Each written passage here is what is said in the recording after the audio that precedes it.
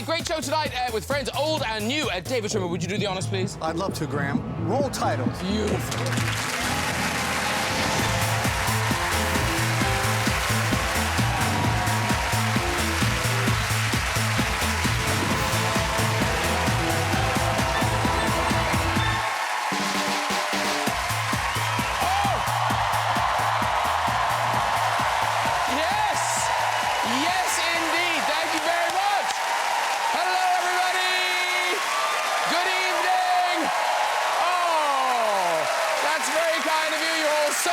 So great guests waiting backstage. Before we meet them, who else has been meeting this week? Oh, well, Boris Johnson met with Sir David Attenborough to announce a new climate change conference. As a meeting of minds. The world's greatest naturalist observing a golden-crested tit. Yeah. They discussed the impact of climate change on some of the world's most exotic creatures, like this one. Which reminds me, Donald Trump has been in the news. Yes, he has. President Trump has been acquitted of his impeachment charges. Now, it meant he was in confident mood at the State of the Union speech. That's the House Speaker, Nancy Pelosi, behind him there, thinking, I wonder if there's a subtle way I can show Trump what I think of his speech. Yes, there was. She actually ripped up Donald Trump's speech. And like, those are two things you don't often hear in the same sentence. Donald Trump and ripped.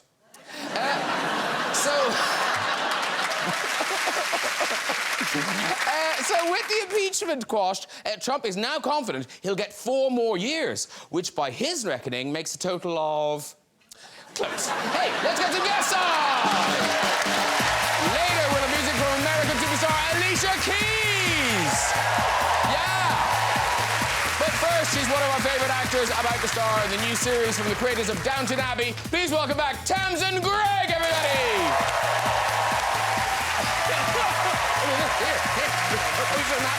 You know, okay. Good, Tamsin. Good, Tamsin. Hello, darling.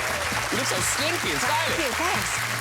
We have the 2 stars of the hilarious new sitcom Intelligence. One is the writer and creator of the series and a rising star of British comedy. The other is simply a sitcom legend. It's Nick Mohammed and the great David Schwimmer.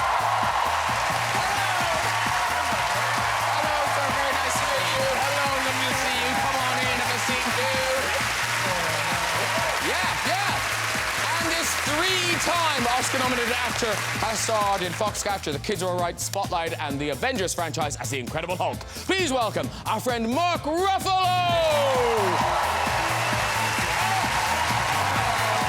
Nice to see you. Have a seat down. Hey! Oh, look at that. Oh, a little bit of bonding and greeting. That's we lovely. Like each other. Yeah, welcome, welcome, welcome. And David Schwimmer, you've never been on the show before. I've not. Thanks for never inviting me. Oh, no, that can't be true. That can't be true. No, I'm really... Well, we're very nice to see you. Yeah. And here's a weird thing. You don't meet many of these people. David Schwimmer, you are sitting next door to a unicorn. Mark Ruffalo, tell David an interesting fact about yourself. You know the fact. I come from Kenosha, Wisconsin. That's one of them. No, you've never seen Friends, have you? I wish you must have seen like you must have seen. I've seen a lot of parts of it. It's not. No, it's not you. It's totally me. But that must be rare. It is. I think I'm the only one Okay, in this I've got an audience. admission to make, OK? When I was sent the script of episodes, and I read the first episode of episodes, and it said, and who's going to be in your show? Matt LeBlanc. And I did have to Google him. No. So, yeah, we're I'm so sorry, David. It was only supposed to be one person, and then the rest of the show was just going to be bigging you up. You've seen it, right? You've seen Nick, do you know who he is? Sorry, which sitcom is this? Okay, I'm going to get a DVD set to I appreciate it. Listen, let's start, ladies and gentlemen, with our movie of the night. Mark Ruffalo brings us Dark Waters. Now, this is out on the 28th of February, and it's an extraordinary true story of a kind of cover-up in corporate America that I didn't know. Do Americans know this story? No. OK, so tell us about the story and who you play, because he's sort of an unlikely hero in this story. Yes. It's about a lawyer, a chemical defense lawyer, a corporate defense lawyer, who hears from a farmer that he knew when he was a boy that his cows were dying and that he thinks it's DuPont's landfill that's killing them. And he says he's going to help this guy out because he's a family friend. And he basically uncovers probably one of the biggest criminal corporate crimes in history, where DuPont has poisoned all of us in the whole world. We all have these chemicals in us now. Because it revolves around the chemical in Teflon, right? Yes, it's the chemical in Teflon, but it's in all of our stain-resistant carpeting, fabrics, water-resistant eye makeup. It's everywhere. Spoiler. Should we just end the show? The statistics at the end of this film are mind-boggling. Yeah. This guy is one of the most beautiful, heroic people. He lost, I mean, any kind of promotions. He gave up his salary. People hated him for this work, and he is just the most generous, beautiful guy who did such a great service for all of us. And you're not just saying that because I think, is he here? Is he? No, he is, isn't he? Rob Bellot? Is it Bellot? Bellot. Yes. Hello, sir. Will you stand up, Rob, please? He hates this.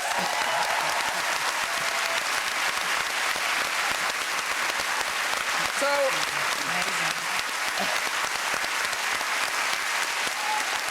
yeah. And this is one of those extraordinary things, Rob, that sometimes happens to people, that you end up being in a movie. But what struck me watching the... So your wife is also in the movie. Because you have rows in the movie. Like, so, was that okay? Was that okay at home? Absolutely, yeah. Is your wife with you? No. No, okay. There we leave Rob Bellot in the audience. Is this the work you're still doing, Rob? Yes, yeah, it's still going on. People still bringing cases against DuPont? Yes, and it's spread all over the planet at this point. It's in the water everywhere. It's in everyone's blood in this room. Everyone's blood on the whole planet. If this was a different channel, we'd go to commercial now. Maybe you should go to a commercial. Yeah, where we could sell some cleaning products. But listen, I'll tell you what, a clip. This is you talking to your wife, played by Anne Hathaway, the great Anne Hathaway. That's right. And it's you kind of railing against the injustice. It's not going your way. They can't go back on everything. Well, they're a titan of industry. I mean, they can do whatever the hell they want. Nothing else matters. They can fight you all they want. It doesn't take away from what you've done. Of course it does. That's exactly what it does. They want to show the world it's no use fighting. Look, everybody, even he can't crack the maze, and he's helped build it. The system is rigged. They want us to think it'll protect us, but that's a lie. We protect us. We do. Nobody else. Not the companies, not the scientists, not the government, us.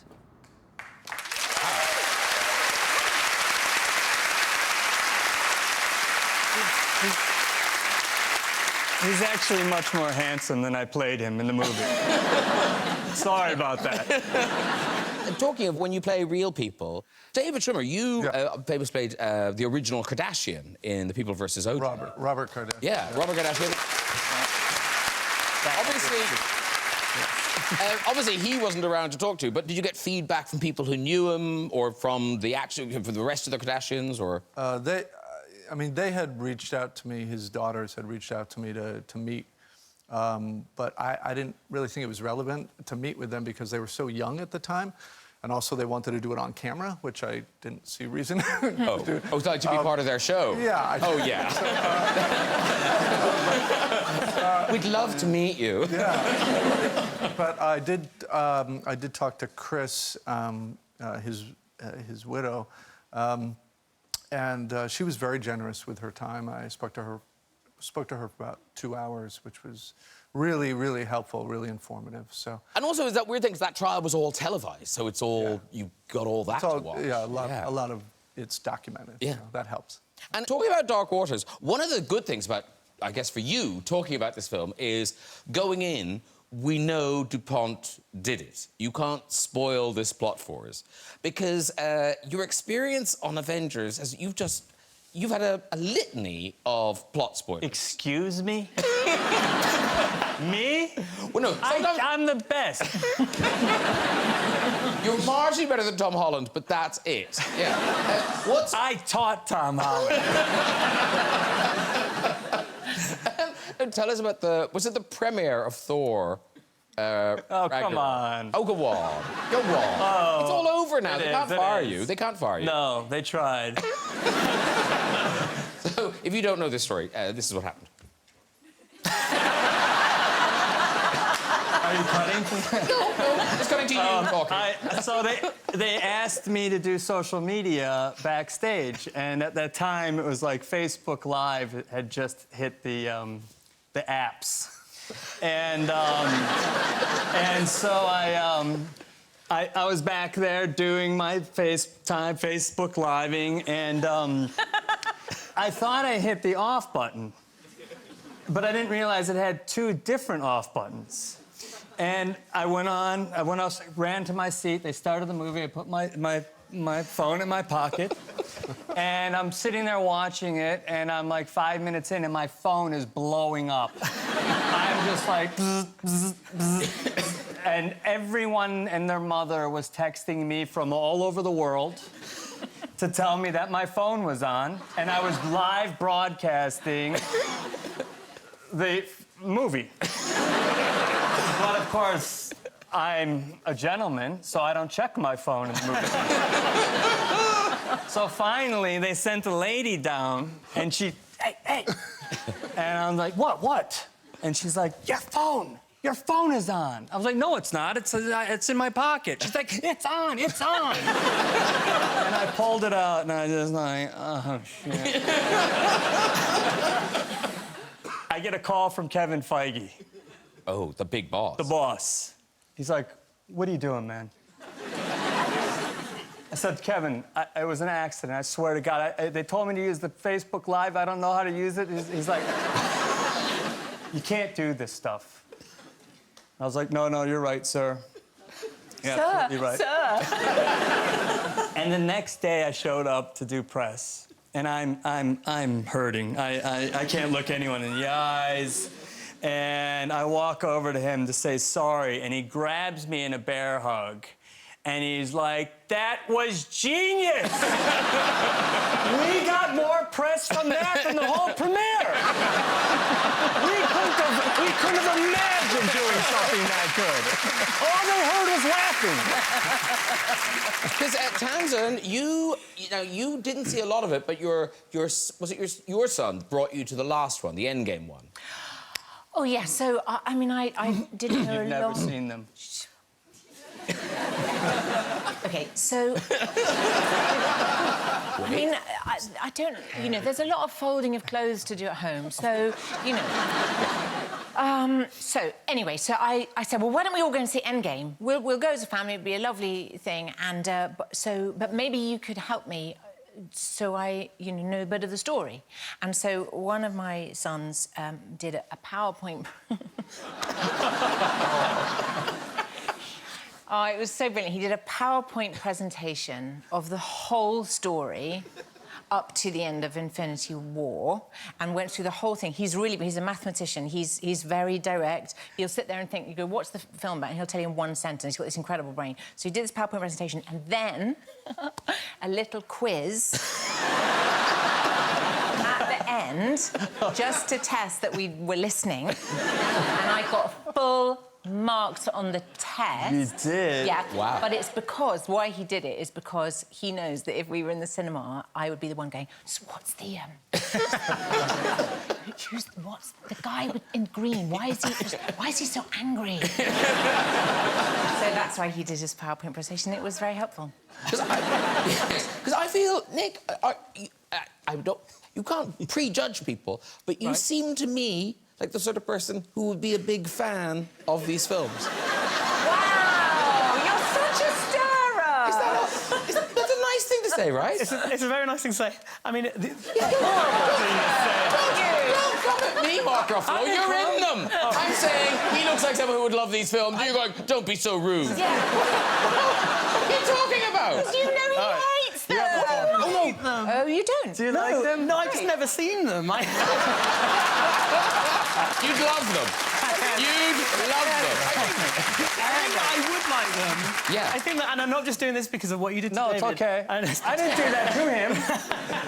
True. Yeah. It wasn't to you. No, I just don't know where to start now with them.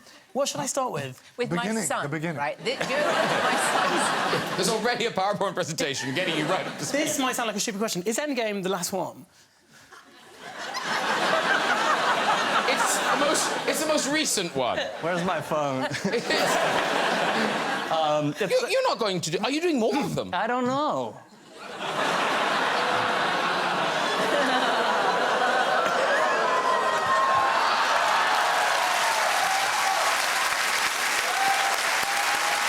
You haven't said anything bad.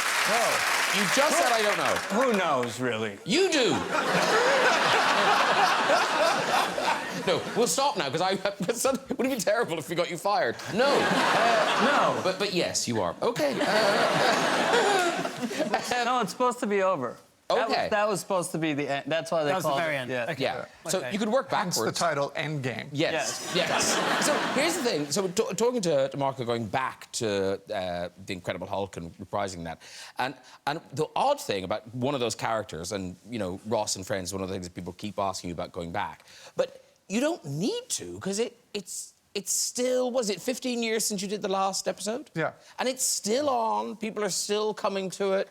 It's like you are still making it. Yeah. It's Well, it must be the weirdest thing. yeah, it's very similar to being a superhero in some of the biggest movies in the world.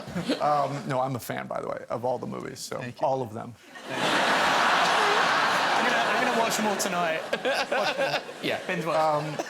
Yeah, no, I mean, we're both surprised, the whole cast, just really surprised and also overjoyed that the show is still finding an audience and younger generations are finding something fun about it. Really. But also, you must meet people who are so young and like they're watching for the first My time. daughters. My daughter watches it.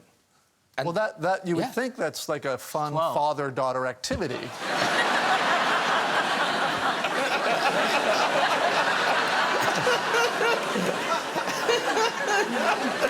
But no, it's not. Yeah. He got me. Very good. Nick and David bring us a new sitcom, Intelligence. It's on Sky One from Friday the 21st of February. Also available on Now TV and as a Sky box set from that date. And now, Nick Mohammed, this is your baby. You created it, you Yes. wrote it. Tell us about it. So it is I guess it's a workplace sitcom set in GCHQ, which is like the government communication headquarters. So like I guess a slightly less, slightly sort of less sort of sexy version of MI5, MI6 in terms of, or certainly the way they're portrayed in films and things is sort of quite actiony, whereas GCHQ doing a lot of the kind of data crunching and a lot of hugely important work to national security. So that's kind of the backdrop to it. That's where it's based, and it focuses on an NSA agent, played by David, who comes over and joins the team and sort of massively shakes things up. OK, and who are you? I play an analyst, like a really junior analyst, so the kind of, from like a profile point of view, it's very sort of similar to real life. And here's the thing. So, Nick Mohammed, you write this is your sitcom for Sky One. Yeah. Great, congratulations. Yes. The question is, how did you get David Schwimmer in it? How did that bit happen? Genuinely, Because he's a great writer. that's great. It is really funny. It is really He funny. just emailed me. He just emailed me emailed with David. a great idea. I was like, that's really funny.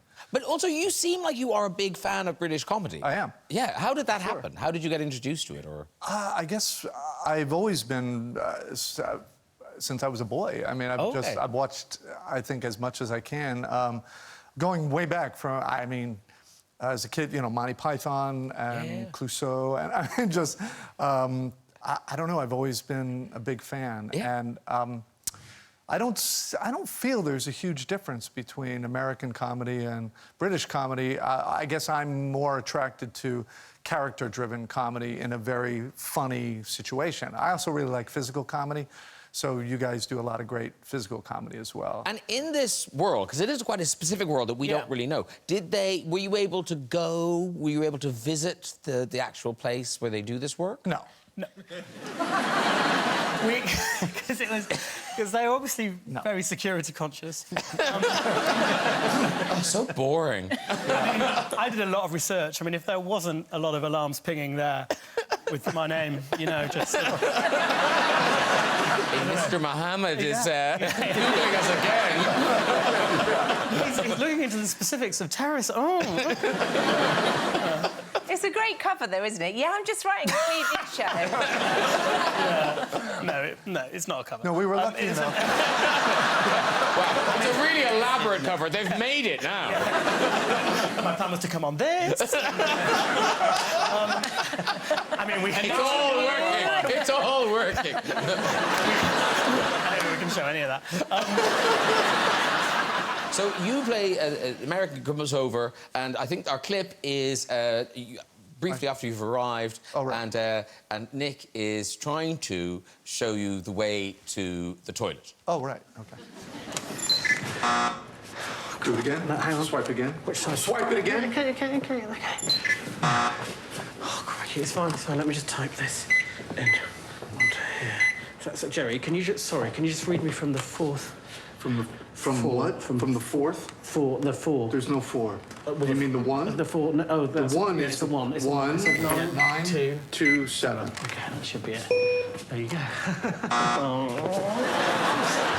Come on, we have a thumb thing just in case. It doesn't always work. Okay, why didn't you do that to begin with? It's because I've been eating crisps and it doesn't always work. Give me your thumb. What's wrong? You're very small. Okay, there you go. Okay. Fine. Oh, for crying out loud. I'll do the retina thing, it's fine. Come on, man, I'm telling you. Something like that. Hang on. So I've got a lazy eye, so sometimes Can you lift it? Go.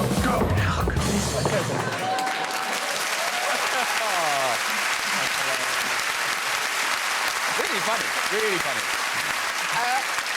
And now, is this in any way based, Nick, on your own work for the government? Because you did work for a government department, didn't you? Very briefly. I mean, as a student, I worked for Department for Work and Pensions, but I worked at Morgan Stanley after I graduated, just before the crash, just a coincidence.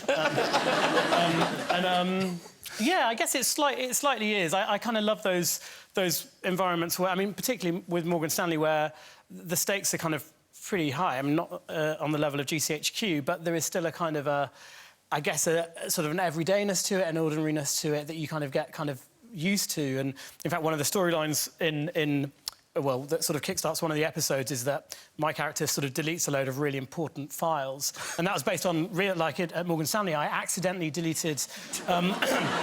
Lots of money. Well, kind of, yeah. Which is why we had to crash. And it was, I think, it was important enough that when I left, they mentioned it in the leaving statement. I thought it was fine, but they were basically automatic trade, so effectively like standing orders. And I thought that I was just playing around with what I thought was a mirror server, so that if I deleted them, it wouldn't really matter because it wasn't like real world. It just sort of reflecting what was really going on. But I was really deleting them, so it was pretty, yeah. OK. I think, long story short is, we're very glad you're now working in comedy. Yeah.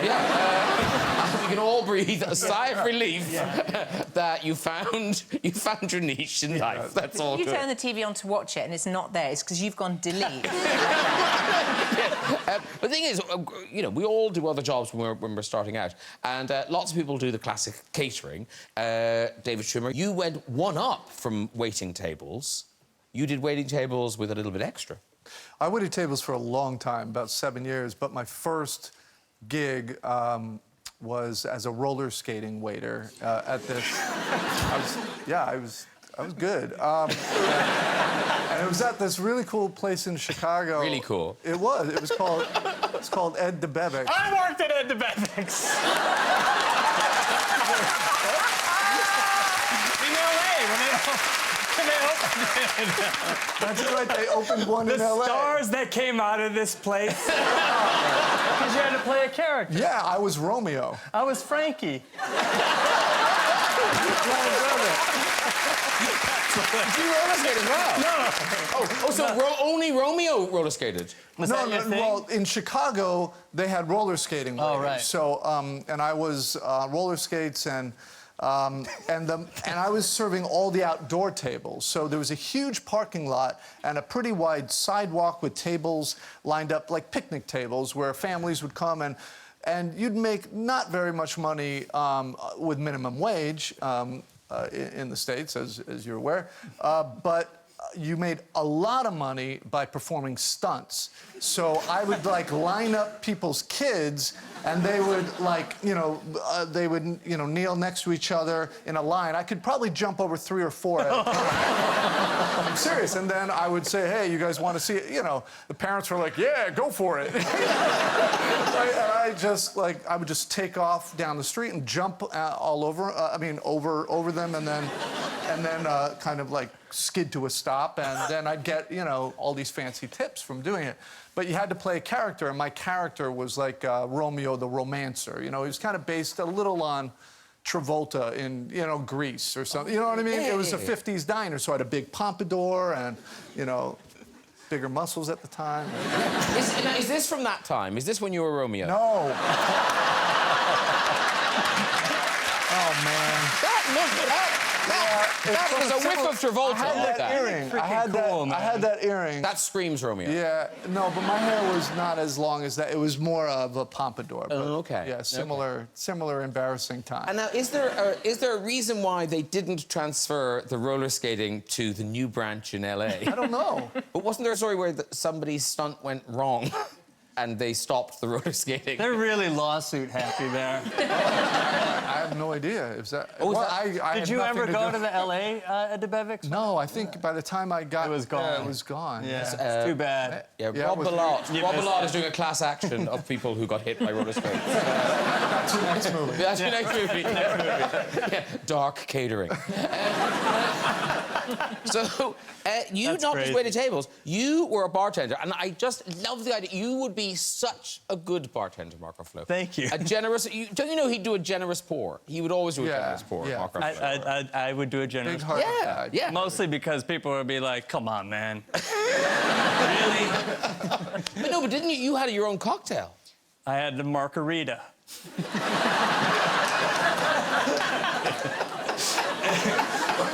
and You could have gone with Ruffalo, but no, margarita. But I ended up having, I'd start early and I'd have my Thursday night crowd. Yeah. Partially because, and I'm sorry, Sean McPherson, wherever you are, I gave away a lot of free drinks.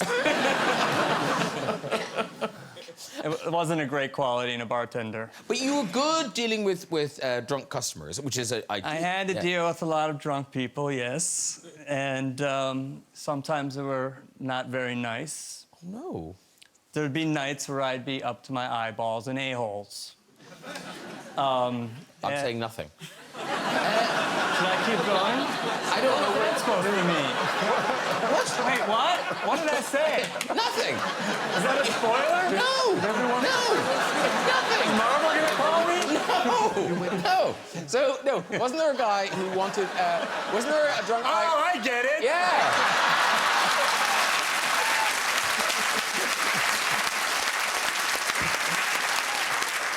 Wasn't there a drunk It guy? wasn't that kind of bar. Wasn't there a drunk guy who wanted sambuca? Yes, there was. Okay, so tell us about him. So occasionally, you would get someone who was so obnoxious, and it was the end of the night, and this guy came in, and he's like, all right, and he was wasted, and he was such an a-hole. And he's like, I want a sambuca.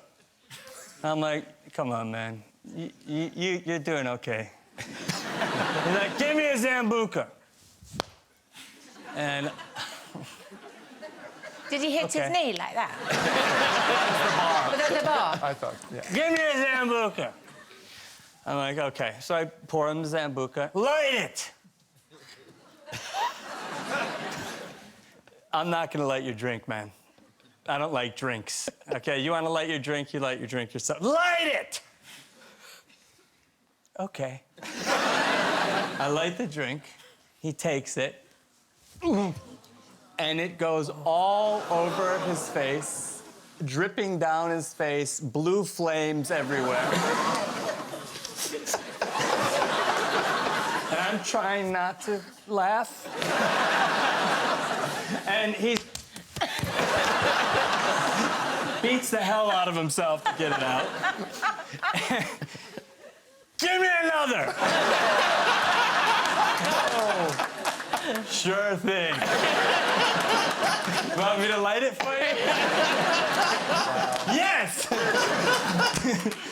Same thing all over again. It was one of the greatest nights. I sort of like him for having another one. I loved him. He walked out with like a flaming red goatee. Oh, that brings back a really painful memory. It was you? No.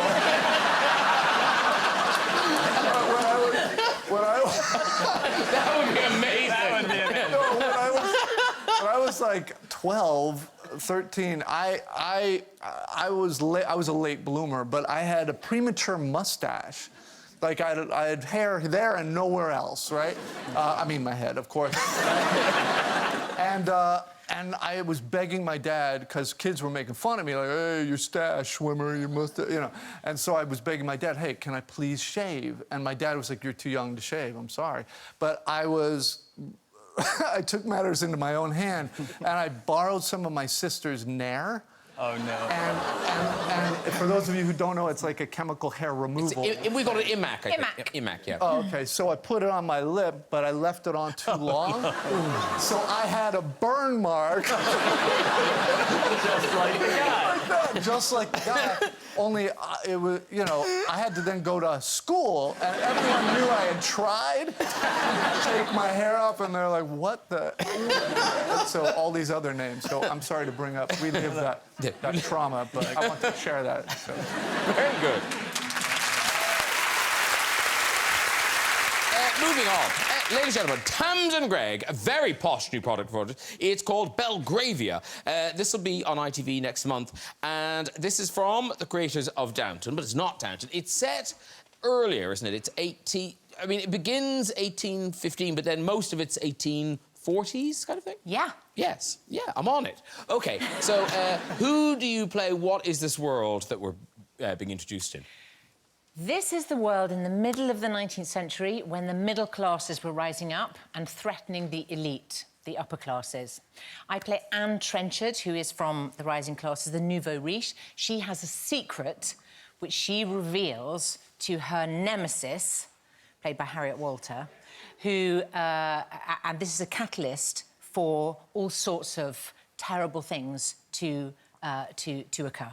And it is kind of brilliantly twisty-turny, and as you mentioned, it's a bit of, you know, because a lot of times in these sorts of series, it's just the rich people and then the staff. And this is a kind of a world we haven't seen before, this kind of merchant class. Yeah. Who are as rich as the rich people. Absolutely. And James Trenchard, who Anne Trenchard is married to, played by the wonderful Philip Glenister, is the epitome of the merchant class who's basically built Belgravia, which is this very wealthy area of London, which was built by the Cubitt brothers, and he goes into business with them. So he suddenly has the kind of power and access which, you know, an oik, a grunt, shouldn't have. OK, we've got a clip.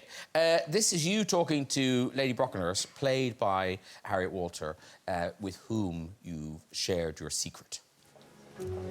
What are you doing? I'm getting to know the grandson who's been concealed from me for a quarter of a century. But why so publicly? Can't you see that half the room is asking who this strange young man could be? Of course, that must worry you. Sophia's memory, your reputation. You want them to guess.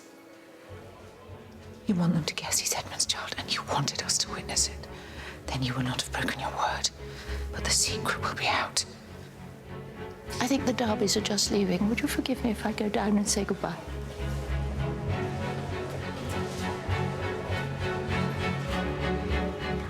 Ooh. It's so good.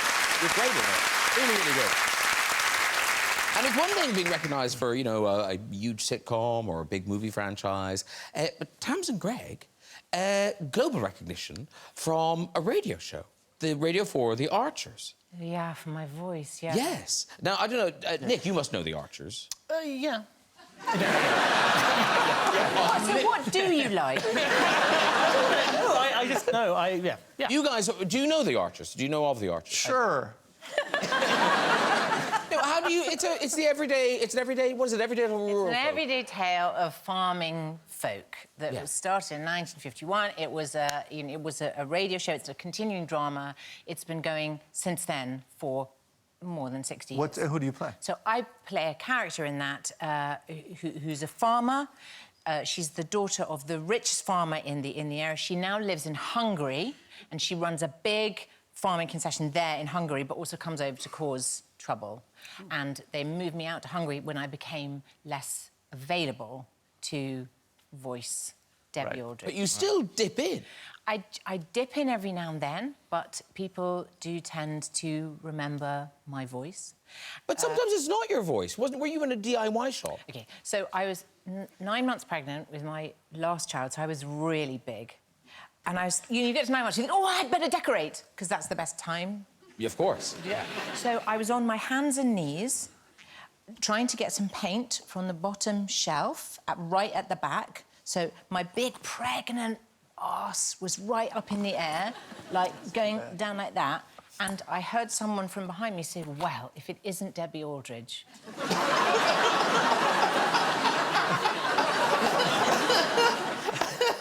Which is the name of the character that I play. Yeah. On the radio. On the radio. But you said... Who was the guy? The guy, I had no idea. Oh, it's just a random person. He just, I don't know. A fan. He was a fan. How did he recognize you, seriously? I don't know. Was it because of the... Us. Oh! Did the character, was she known to have a... No, I don't know how radio. it happened. You really haven't listened to The Archers. They don't discuss Debbie's arse. Can you imagine them singing, oh, Debbie's arse? Not that kind of show. It's not the kind of show. But you still go up to Birmingham to do it. And now, do you still drive yourself? I used to drive a lot, just go up and down. And I'd planned it perfectly. I had to leave the house at 8:30 to get to the recording studio, which was 2.5 hours away in Birmingham at 11 o'clock.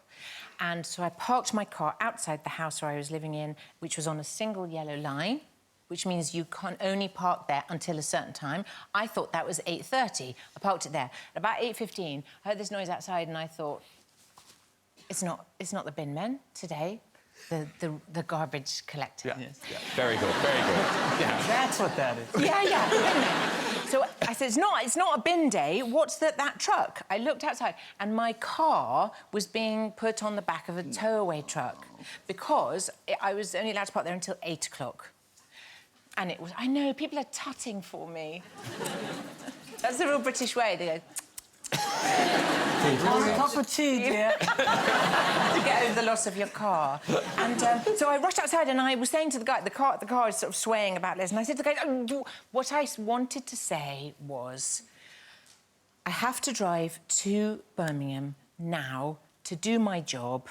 Please, could you not take my car, because I will lose my job. I was panicking, and what I said was, you can't do this to me. I'm in The Archers. Were the Archers fans? Yeah, the guy looked at his mate, he goes, put the car on the fucking back. Very good. OK, it's time for music. This 15-time Grammy Award winner has been writing songs since the age of 12, including hits like Falling, Empire State of Mind, and Girl on Fire. Here performing her new single, Underdog. Please welcome Alicia Keys!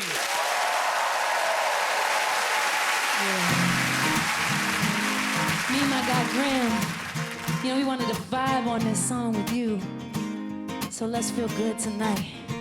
Hey, come on. Yeah. She was walking in the street, looked up and noticed he was nameless, he was homeless. She asked him his name and told him what hers was. He gave her a story about life with a glint in his eye and a corner of a smile. One conversation, simple moment, the things that change us if we notice when we look up sometime. They said I would never make it, but I was built to break the mold. The only dream that I've been chasing is my own. So I sing a song for the hustlers trading at the bus stop, single mothers waiting on a check to come, young teachers, student doctors, sons on the front line knowing they don't get to run. This goes out to the underdog. Keep on keeping at what you love, and you'll find that someday soon enough you will rise up, yeah. Hey, well, come on.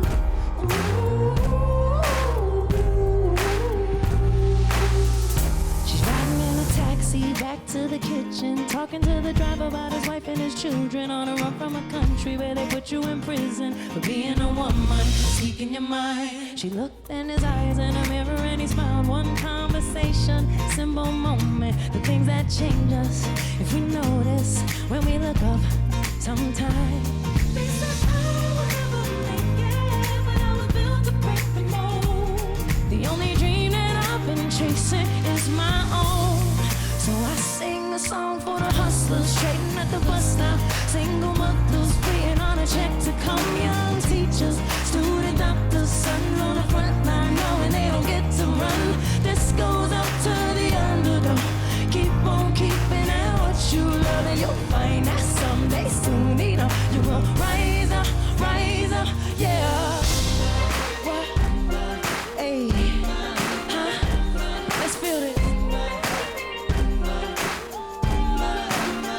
Everybody rise up. You gonna rise it. Hey, I sing a song for the hustlers, single mothers. Say you're gonna make it. This goes out to the underdog. Keep on keeping at what you love. You will rise up, yeah. Yeah.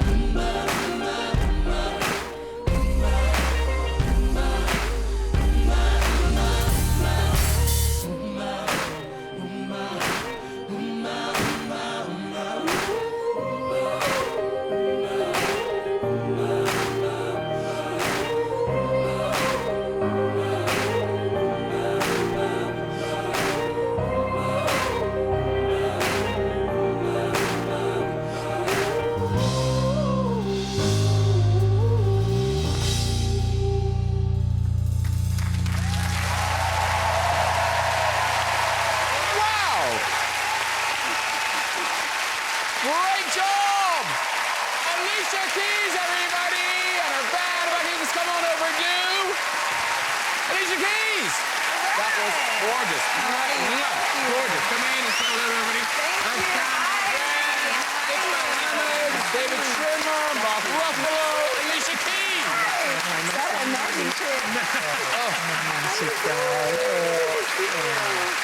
Legend. You're amazing. Garrett, do you want to go fine?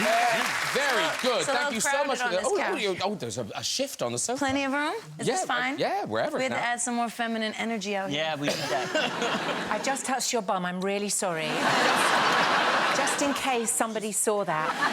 That is from the new album, Alicia. Yes. Is this out now? Is it out now? March 20th. Oh, you're so on it. Well done, you. Yeah.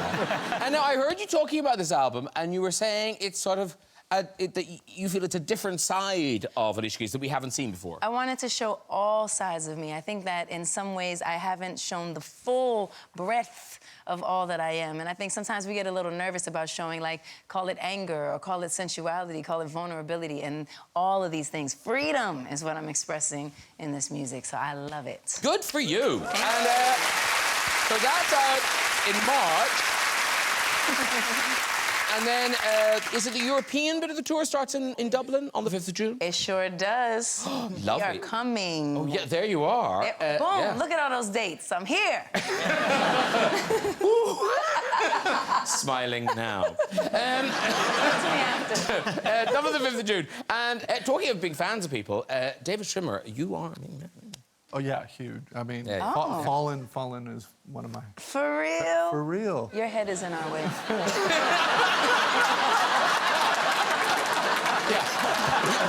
Are you in concert in London, I assume, this summer, then? I am. I'll be there. All right, because I'll be there. I'll be in 100% Manchester, I'll be in London. You come to all of them. Come to Dublin, too. Come to Germany. Come wherever you want to I'll be in London. Although a very big fan. You know, he has things to do. He's busy right now. Listen, good luck with the tour, the record, and thank you so much for that 5 minutes performance, Alicia Keys! Right, that's nearly it. Before we go, just time for a visit to the big red chair. Who is there? Ooh. Hello, hi. Hello. Hi, what's your name, sir? My name's Nick. Nick, lovely. And where are you from, Nick? I'm from New Zealand, but I live here. Oh, you live here? Until next Wednesday. What do you do here? I'm a paramedic. A proper job and everything. Yes. We're glad you're here. Important. Yes. OK, off you go with your story, sir. So when I was a paramedic back in New Zealand, one Sunday afternoon, I went to a guy that chopped 3 fingers off from the lawnmower. Ooh. And we packaged his hand up. We had to look for his fingers in the bush and the hedge and everything like that. And we rushed him to hospital, because if they get to hospital in time, they can reattach the fingers. And on the way to hospital, I said, "You're 40 years old. How do you know not to put your hands at the bottom of a lawnmower?" And he said, "I was driving home this afternoon, and I saw that a guy had picked up the lawnmower, turned it on his side, and walked across the front of his hedge." And he said, "That's a brilliant idea. I need to do that." So he did his lawns, and then he did that. And as he turned up to hospital, we walked into resus to see the surgeon, and we walked past another person, and he said, "Hey, that's the guy I saw doing the lawnmower." And he cut off 3 of his fingers as well. You can walk it. Walk. You made it. Good. OK, that really is all we've got time for. If you'd like to have a go in that red chair yourself and tell your story, you can contact us via our website at this very address. Please say a huge thank you to all of my guests tonight. Alicia Keys, everybody! Tamsin Greig! Nick Mohammed! David Schwimmer! And Mr. Mark Ruffalo! Join me next week with singer-songwriter Sam Smith, comedian Alan Carr, Strictly star Oti Mabuse, actor Anna Kendrick, and the one and only Justin Timberlake. I'll see you then. Good night, everybody. Bye!